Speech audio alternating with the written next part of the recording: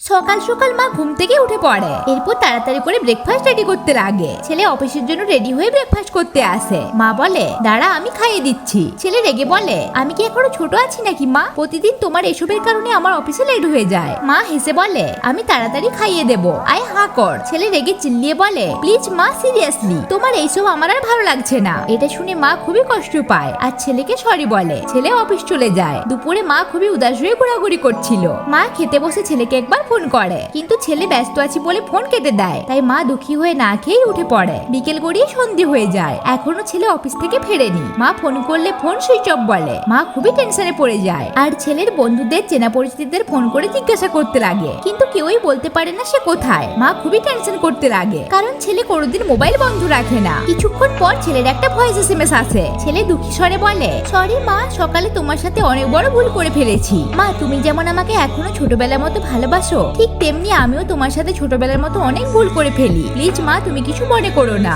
মা অঝরে কাঁদতে লাগে। এরপর ছেলে মায়ের জন্য ফুল নিয়ে বাড়ি ফিরে আসে আর মাকে ফুল দিয়ে জড়িয়ে ধরে। তো বন্ধুরা, পৃথিবীর সমস্ত মায়ের জন্য মন থেকে একটা লাইক অবশ্যই করবেন।